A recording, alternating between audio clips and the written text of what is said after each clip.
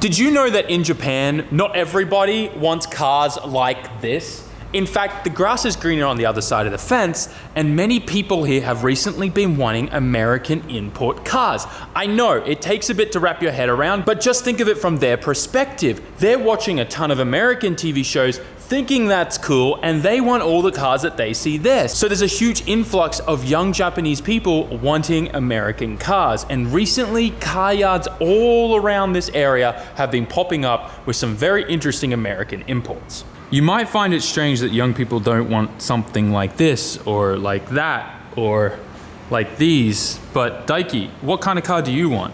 Being a young Japanese dude. Young. You want Japanese cars, right? Yeah. Like S15, Skyline, Supras, like you like that stuff, right? Anything like drifting car. Any drifting car, right? Why do you think some of the new younger guys want American muscle cars like Camaros, Mustangs, Corvettes? Because of big? Big? Powerful. Big, powerful, okay. Do you think it's because they watch a lot of American TV shows and movies? Yeah? A little bit of an influence there? Maybe? It's pretty safe to say that a lot of people in America, Australia, Europe, or anywhere else in the world except Japan, they watched Fast and Furious growing up. I watched Fast and Furious growing up. I remember getting out of the cinema and thinking, one day I want to own one of those cars. It happened, and somehow my entire life has revolved around those exact same cars now. I mean, just look at this behind me. This is my shop. These are more of my cars out the front. It's literally getting out of control. Some may call it a carcane addiction, but I really think there really is some special connection between men and their cars, whether it's because it's a hands-on thing or if there's a problem, there's usually a solution to fix that problem. At the end of the day, cars are machines, and we can work on them with our hands and we can customize them as much as we want. We can make the outsides have crazy anime characters on them, crazy paint jobs. It's a reflection of our personality, not only with the function of the car, but the form of the car. Okay, we need to stop right there because I've definitely gone more into a tangent there that was not planned for this intro, so I definitely owe a few coins in the ADHD tangent jar. But that aside, we're gonna go check out some of the car yards that have popped up and are full of American import cars, and they are not exactly the car models that you would be expecting the Japanese market is interested in. Seriously, I'm kind of mind blown. Do you guys like my new daily car? It's actually on loan from Riley while he's away in Canada.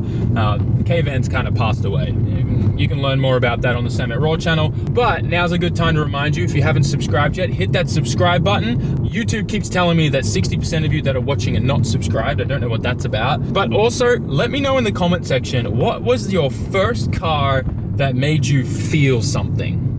Here's a really good example. This place is called Fireballs, and we've actually filmed here before, but as you can see, all of their inventory is American cars. I mean, hell, they've even got Ford Explorers.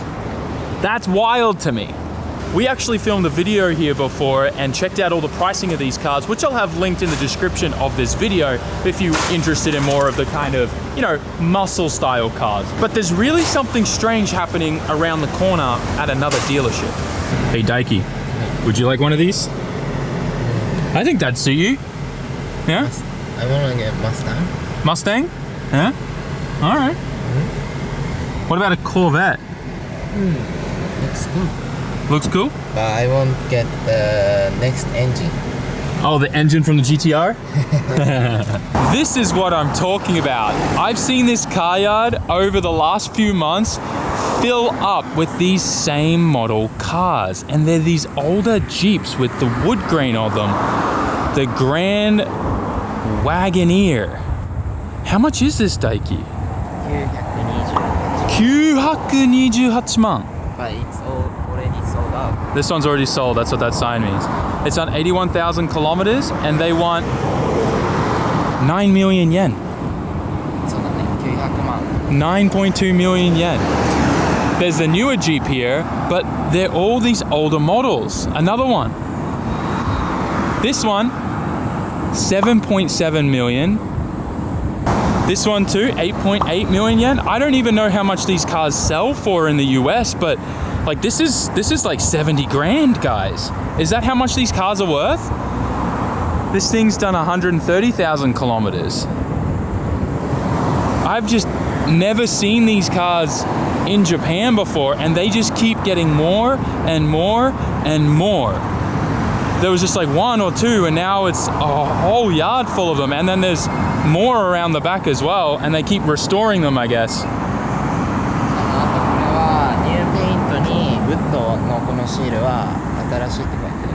Oh, so they just replaced all of this? Brand new. So this is a seal though, right? This is like a sticker. This can't be real wood, right? It's a decal, yeah, okay. I was gonna say, if that's real wood, that's kind of crazy. Interesting. What are these cars worth in America? That's what I want to know. If you know anything about these, let us know in the comment section, because this is very intriguing to me. Jeep Service Factory. It's really cool. How do you say this? ATNILC maybe? Yokohama since 1996, so they've been here for a while. I don't know if they've always sold these though. This is crazy, 9.2 million yen. There's so many of them crammed in here, all around. Huh. Just looking at some of the interior of these, they're like pretty well restored. Looks like steering covers or new steering wheels. They've got electric windows somehow modified on these. I don't know anything about these, by the way, but the interior is really nice. I really don't know much about American cars. And to me, this looks like a really old model car. So I'm like, how is it worth that much money? But maybe they're a collector's car? I'm not sure. We were just over there looking at that car yard, and now we're on the other side of the road, and there's this place called Zero Car Parts, and it is full of Dodge vans. Oh, except for the random Ford one there, but what is going on? What are these used for? Who is buying these? I don't even know. Don't these have like a massive V8 in them? In Japan, the way that road tax and registration works and how much they charge you per year, it's based off how many like cc's your engine is, how many liters, what the displacency is, right? So that's why like a lot of RB26s, they don't go to that, 3 liter mark, or the RB25 and all that type of stuff. Same with the JZs, right? The 1J and 2J, is because of the pricing, right? Because once you go over that 3 liter point, the price of your registration skyrockets. Like, it's kind of crazy. These are kind of cool, but I ain't gonna lie, I kind of wouldn't mind having like an all pink one of these. They look sick. Oh my gosh, what are those wheels?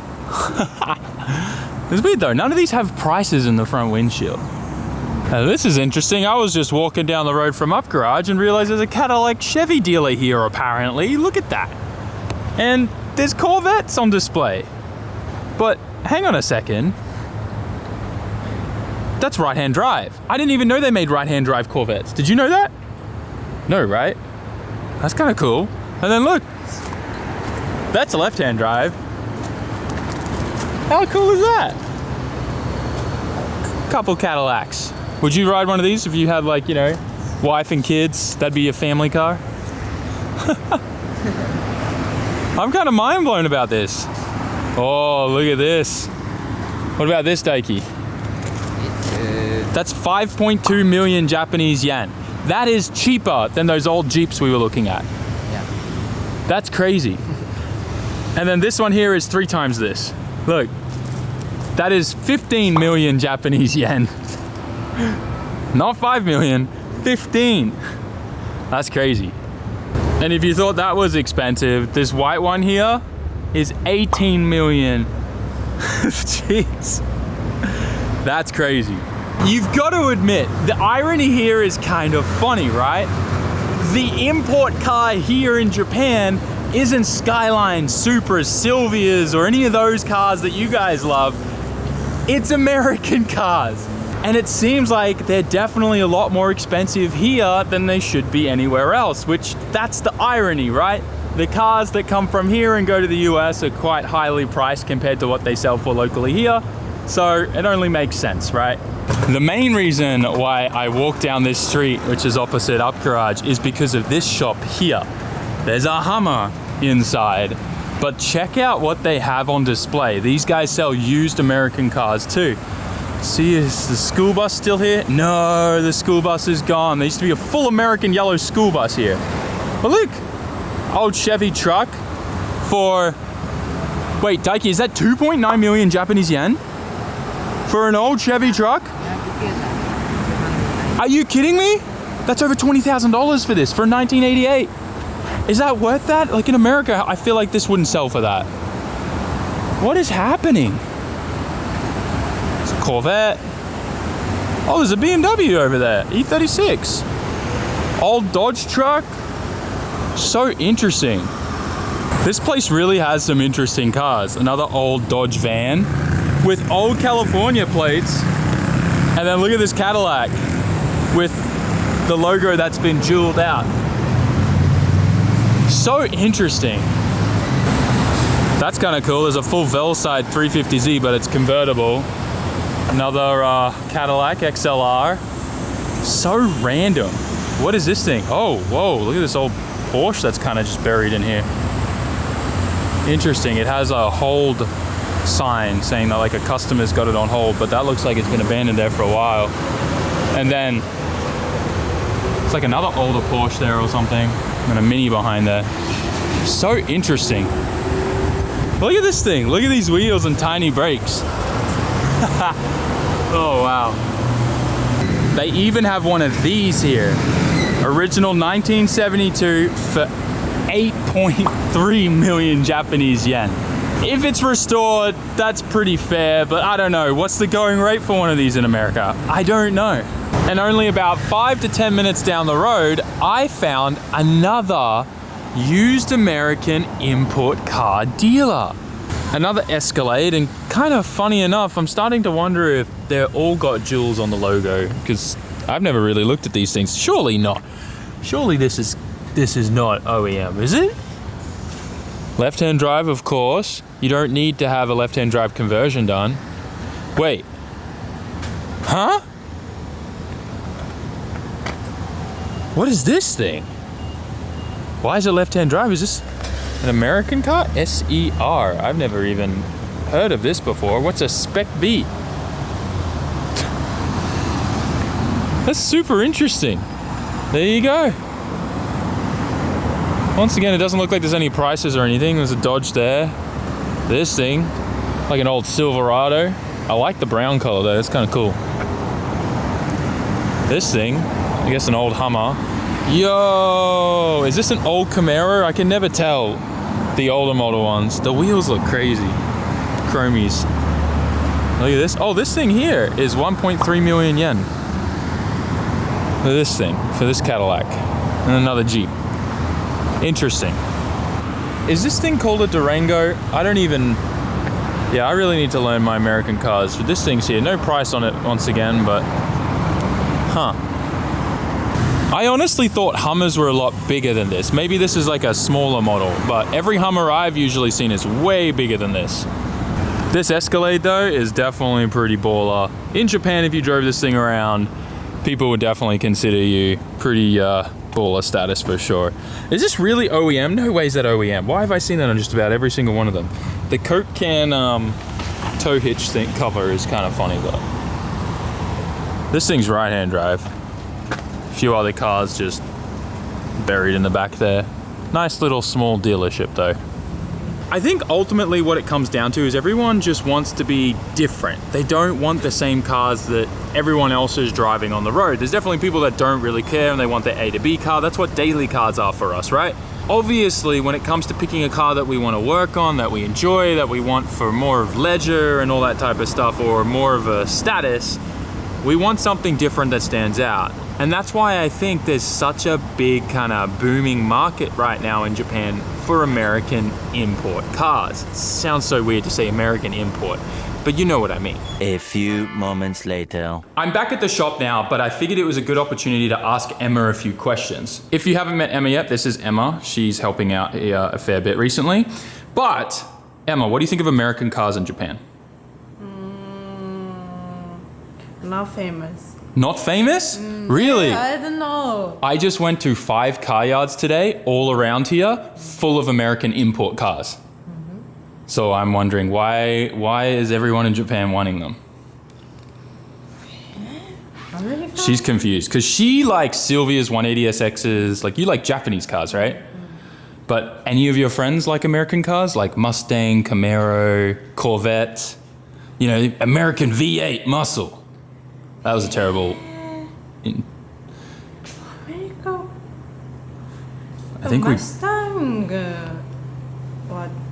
They're a bit famous car. Mustangs are famous. Why do you think people want American cars? Because lots of young people at Daikoku recently have, like Camaro, Mustang, Corvette. コルベットを見るけど、でもあんまり I don't know. She doesn't know. Would you like a Mustang?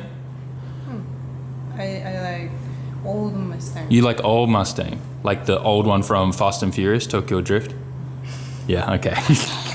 Okay, so maybe I've asked the wrong Japanese people because they're obviously into Japanese cars and they're into drifting, so yeah. But Emma, what about an LSV8? Like an LSV8 drift car in a 180SX? What about that one? Big American muscle, like just like what? See, now I gotta build one so she can experience it and actually understand what I'm talking about. Anyways, I'm curious what you guys think. Let me know in the comment section, what did you think about this video? Was it kind of interesting learning about this kind of new thing that's happening in Japan? Although I wouldn't really call it new. I'd say American imports have been here for a while.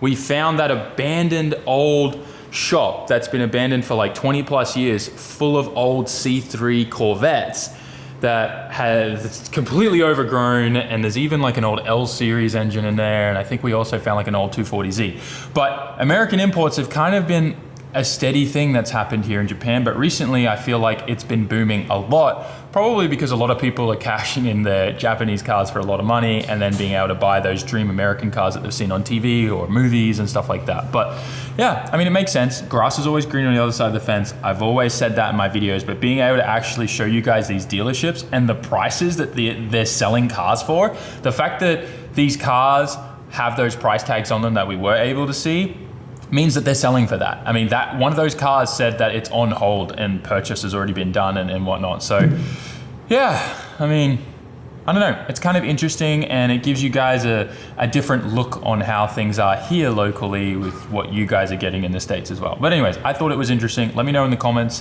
what you thought. Also, do the prices check out? Are those old Jeeps really worth that much money? And there's so many of them there. So surely they're not worth that much money, because if he's selling for those cars for like the equivalent of $80,000 each, that's a big amount of money just sitting on that front lot. And I just can't comprehend that in my brain, that there'd be that much money sitting there. Like, that makes no sense to me, why those old Jeeps are so much money. Anyways, I'm jumping on a tangent again. Like, comment, share, subscribe. Let me know if you want to see more of this kind of stuff or what other things you want to see, and I'll see you in the next one. Peace.